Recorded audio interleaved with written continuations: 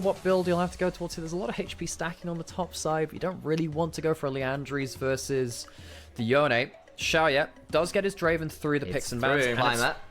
Gonna start going towards the other side of the map. Has gone Raptors, Krugs, red to keep that red running as long as possible. Now we're gonna go over towards his boots jungle. Jumping in again, Sassy getting the early clip and the early push, which does help. Mid lane haven't had to focus on there again. Trying to focus. I apologize so profusely what's going to happen. Because, yeah, whenever Ari's in the game, I'm kind of obligated to talk about the champion I have 2 million points on. And there are actually some years of my life I probably spent more time playing Ari than I did seeing my parents. That's quite scary. That was when I'm very comfortable on the champion. I think sometimes we've seen some overstep from him in mid-game. Charm was great. Flash from Shun. Doesn't quite land with the Vault Breaker. Good flash from XQW. Could have been huge. Now suddenly under turret. If they can get the cash in here, that could be huge. She takes the aggro. Oh, that Nautilus hook goes wide. Trying to get one back. They want this cash. It's you need to act like this, and he said, you don't need to tell me how someone who stabbed at the back sounds like it. He's like, I feel like this man has had actual experience in this. That's very concerning. Don't ask what Christopher Lee did in the war, apparently, but there we go. No. It was known as the Ministry of Ungentlemanly Warfare. That sounds about right. Which is a hell of a classy title.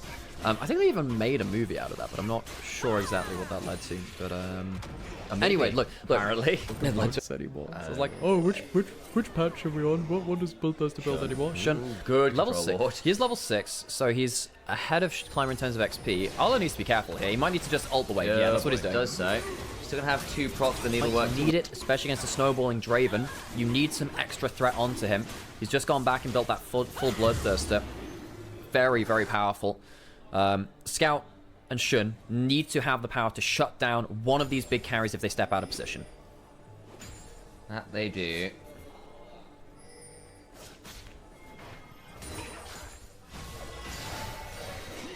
Xiaoye Bloodthirst completed. It's just nasty, man. And now it's like, okay, you can't even walk up and take half-hearted trades. You either finish the kill or like you go home empty-handed. It just gets harder to like stand and deliver against the Draven. Like you try diving with the Vi Ari, and actually you got combos like this coming from XQW onto Pays. Oh my days, doesn't stay for too much longer. Chains of Corruption coming off cooldown. Could be a little while still, so would have been fine. But a big chunk onto the Varus, who's continually not been allowed to lane freely.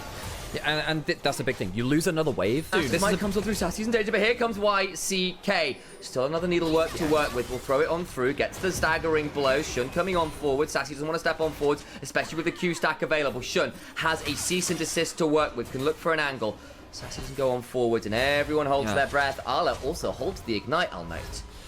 And he does. Well, it only just came off the cooldown. I think if Sassy walked up a little further, would have gone for the Q into the ignite as well. That would have killed. YCX, though, bailing out his top laner. Would have been a big kill to give over towards that Gwen. Already got the first one, of course. Shun, I mean, yes, trying to get some value for himself. Very dangerous, though. If that Q hits, he's going to change so much differently. And that headbutt, it's incredible. That headbutt changes the angle of the ult coming back.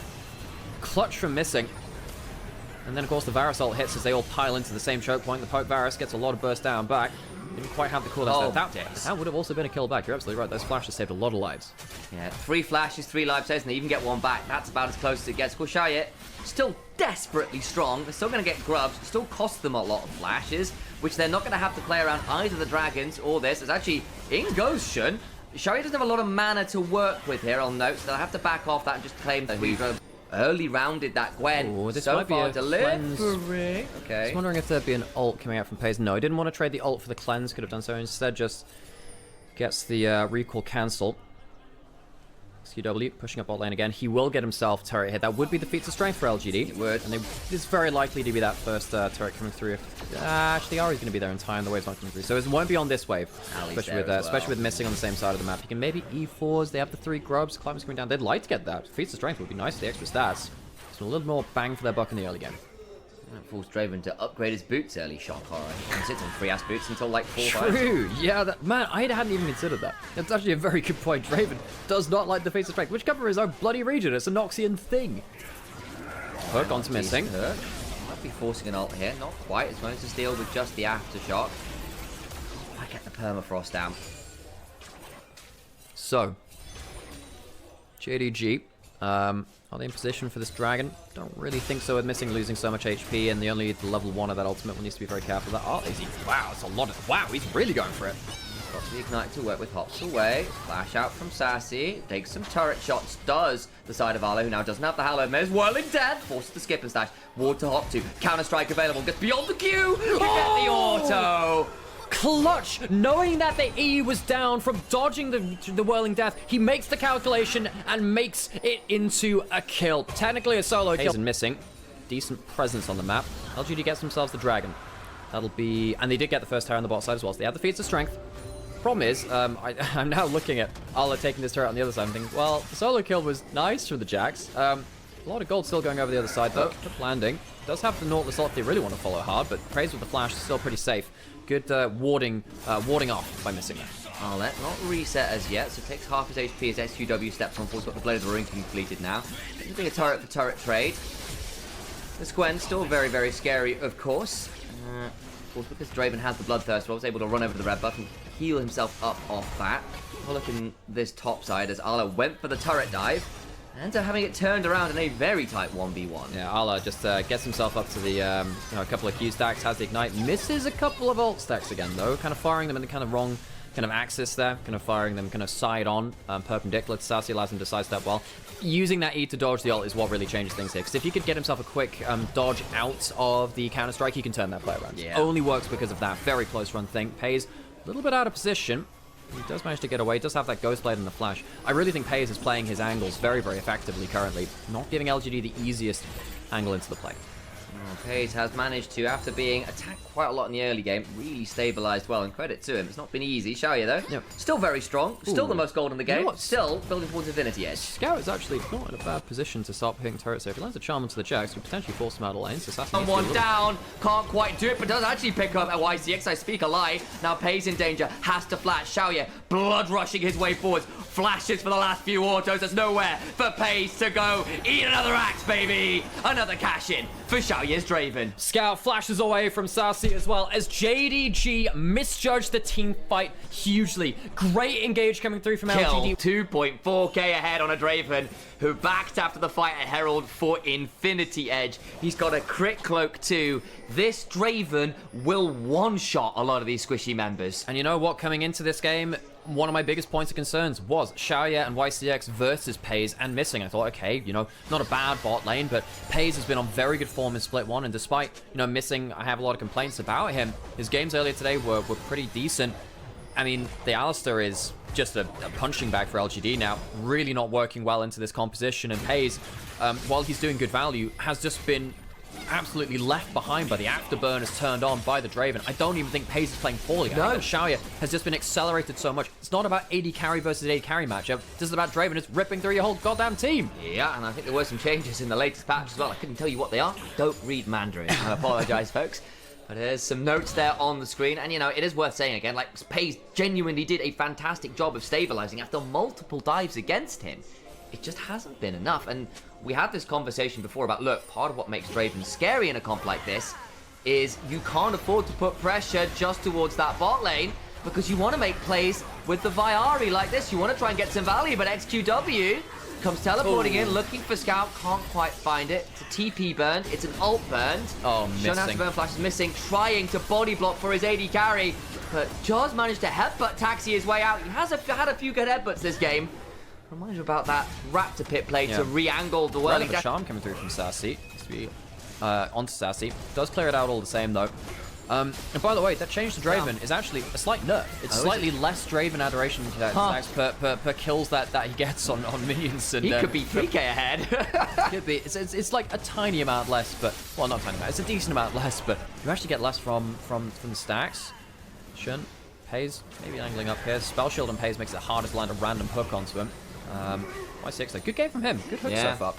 Really good showing from LGD's bot lane in a way which I didn't expect. Well, Atakan and Dragon taken for LGD as well. They are in a fine spot now this game. Yes, your Gwen is still strong. She has got 3 kills. She's got a gold league. Yes, your Vi is also pretty strong. But again, Shun hasn't pulled the trigger. He's up 50 CS to what end, right?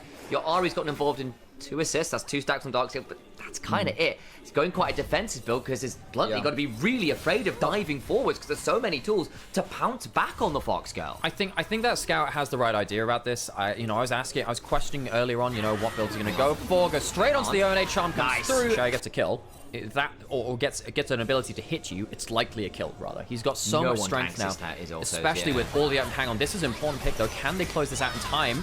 Flash over the wall, Whirling Death comes on through. Arla now in danger himself. Glacial Prison's coming on down. He does not have another needlework to work with. And they get a big kill onto the Gwen just ahead of Ocean Drake. That's a big mistake to make because suddenly on the side lane, SQW leaves the side lane as well, pushes up that bot lane. That will grant them Dragon. Well, still only got one turret in this game, though. JDG, again, Scout on the roster. We're always going to have pretty good pressure in those side lanes, really good wave management. Xiaoye and Y6 don't join for the Dragon. They look to hold on to mid lane. Hook comes on through onto Missing, who aftershocks with the Hellrise himself. Chains of Corruption land. Scout can now lurk. Potentially Xiaoye. Oh, flash for that headbutt back, but then Nautilus turns around with his own death charge, looking at auto onto Missing, who's got the Z's convergence running. Xiaoye trying to get those autos down to get as much work as he can, but it's not going to be enough. Xiaoye now stepping back, lost 20% of his HP. Sassy looking for an angle, Fate sealed, flashed away from, and the ults go wide. JDG stepping well. Xiaoye needs to flash, stays alive. The Orb of Deception doesn't come on through. Oh man, LGD losing a lot of tools there and not finding their mark. That's a big bummer for them. And yeah, I think with that spawn, I think they can go up towards it. I think they can. You have a lot of ability to tank it with the Vi passive shields. LGD, do they have anything to fight this back with? Well, they have a teleport from SQW. They're checking it with a Whirling Death, and they land a charm. Needs to try and hop out, but there is the cease and desist. And JDG, it looked like in some ways they were on the back foot. They were having to play response game, emergency. Well, you've got an Alistair. Certainly got ways to really follow up on that big dive combo. Varus, well, with the poke variety, has quite a pretty significant ability to be an artillery piece as well. Good charm. Onto Climber, though. Not exactly the easiest target, but here comes the rest of the team to make it a bit harder. Sassy threatening with the counter-strike. Good down ults. the hollow radiance. They're going to try and get something in the background of this. Sorry, hallowed ground. That's the one. Climber in danger. Gets it back away. Stand unite. Stand aside. Stand aside. As I finally find the correct stand ability rifling through my brain. It's not a shed in the game. Paze hit that Varus ult midway through the Sejuani Q, by the way. It almost stunned them all into the choke point. Paze, really good skill shot accuracy there. Because JDG, yeah, they're starting to take over a little bit. Can anyone really face check? Is anyone really in position? Sassy would have to teleport. They don't have the best wards right now, and they're one remaining one just left. Oh, decent Glacial Prison. Buys some time, but Missing will just ult himself down to half. They need to find their way in. They know it's happening now. Climber headbutted away, trying to keep the Sejuani out. Missing likely going to fall here. As Climber trying to get into the bit, won't quite make it happen. The cease and desist. Xiaoye's down! Xiaoye's down! As Xiaoye dies! He's brought low! And they make everything work out in the back end of the play. Scout has so many ult charges to work with. Sassy might pick up one, flashes away from Shun. He's got a GA. They get Xiaoye for the first time in a very long time. And the Baron fight is a one deal for Jingdong Gaming. Sassy goes down as Shun and Scout close out their final quarry. JDG pull LGD to the Baron, and they make it their graveyard. LGD, their star, well, their star in this game of Xiaoye died once in that tower dive early, and this is his only death since then. But he just couldn't get the value down. You are very good at protecting your stacks. You have a Zhonya's, which means you get to get that stasis to again protect your stacks. You get to play so aggressively with this. Very, very strong. You should probably upgrade it a little earlier, but that's my one little gripe. Scouts had a good game on the pick. JDG, they've had to claw their way back into this game. It's not been a clean game. I don't think JDG should be walking away feeling particularly happy about this game, but if it's a win, that'll be what they came for. Well, shield down, gonna try and jump onto Paze. Whirling Death, Fate sealed. Paze is dead. Big moment. Xiaoye now free firing, can look to break the back of this Baron. Shun cues away, trying to find an angle. Scout goes looking, but just doesn't have that much damage yet. Now Arla has finally turned up, looking to turn it around, and Shun goes diving back in. They've still got a decent amount of knockups. Charlotte trying desperately, cannot do so. Gwen back to doll form, is inanimate. Scout without got a flash, but no ult. Away goes Shun, eats a big axe from Xiaoye. Scout gets a decent charm, still holding on to that flash, using the Foxfire move speed to buy some moments. He's dead, and goodbye, stacks. Right back down to nothing on the book. JDG, what did we just say? Well, you know, it's not a game that puts his team into the dumpster around that bot side inhibitor. XQW and YCX do the dirty work. Bad recall from YCX, though. A bit of good, a bit of bad. The Nautilus will go down after all the hard work. One back, and it's Shun who picks it up, who is unstoppable. But the question is, can Shun get enough value onto Shai through the GA at this point? 1 minute until that Dragon. Sassy going in, forces the E out. Missing's ult down 2. Xiaoye cleanses, begins to walk away on the other side. The side of Sassy and FGW have to try and get on out. They do so. Missing's ult down, gonna die to the Axis. Another cash in. In goes Sassy, look for the counter strike. Goes Golden himself. Oh, knocked up. Permafrost comes up through, gets his Zhonya's this time, trying to buy some time. Sassy, low, not quite down. Scout! Gets into the backside, 2 down. Trying to play this one out. Xiaoye is down to his GA, and Scout has so much rushing to do. He's got the spirit. It's cheerleader style Ferrari. That's the spirit! Scout rushes into the backline and reclaims the Death Note stacks he lost in the last play. Scout Ari online. The Ninetale Fox takes 5 lives. Xiaoye desperately tried. What a Draven game from him. But JDG across the mid game never fell truly behind. It wasn't clean. It wasn't easy, but it was tenacious. They go to 2-1. Not a happy game from JDG. They won't be